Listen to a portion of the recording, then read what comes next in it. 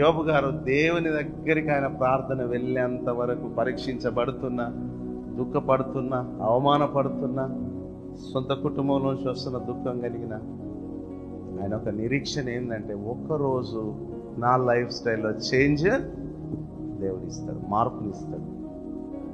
మీరు ఇట్లే ఉండరమ్మా, మీరు ఇల్లు కలిగి ఉంటారు, ఆమేన్. మీరు భవిష్యత్తులో మీ పిల్లలు మంచి ఉద్యోగాలు ఉంటారు, ఆమేన్. మనకి మంచి పొజిషన్ ఇస్తాడు. అంతే, మనం అట్లా వివేచించి ప్రార్థన చేయాలి. పోతాయి కాలాలు, కాలాలు వర్షాలు ఎక్కడున్నాయి? 31వ కీర్తనలోకి రండి. అక్కడ అంటాడు 15వ వచనంలో, నా కాలగతులు నీ వశంలో ఉన్నవి, నా శత్రువుల చేతిలోండి నన్ను రక్షించు. మన కాలాలు సమయాలు ఎవరి వశంలో ఉన్నాయి? దేవుని వశంలో ఉన్నాయి ఆ మాటలమ్మా. ఆయన కాలాలని సమయానుకూలంగా మనల్ని చేంజ్ చేస్తాడు, మార్పునిస్తాడు. మెచ్యూరిటీ లెవెల్స్ వస్తాయి. ఒక లేడీకి కూడా కొన్ని సంవత్సరాల తర్వాత ఆమెకు ఒక మెచ్యూరిటీ వస్తుంది.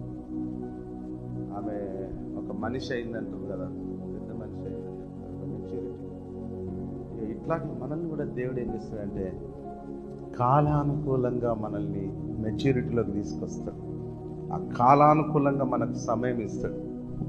చిన్న పిల్లోడిగా ఉన్నవాడు అప్పుడప్పుడు మా కుమారుడు అడుగుతాడు, డాడీ నేను కారు నడపాలా అంటాడు. నీకు లైసెన్స్ లేదు కదా, ఎందుకురా, కొంచెం టైం తీసుకోని అంటాడు.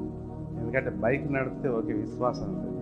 వెహికల్ కార్ దగ్గరికి వచ్చేసరికి ఏమనిపిస్తుంది, నాకు కొంచెం మెచ్యూరిటీ రావాలి. ఈరోజు కూడా మన ప్రార్థనలో ఇంకా అధికమైన మెచ్యూరిటీ వస్తుండగా దేవుడు అధికమైన ఆశీర్వాదాలు కుమ్మరించును గాక. గట్టిగా చప్పట్లు కొట్టండి, హల్లెలూయా.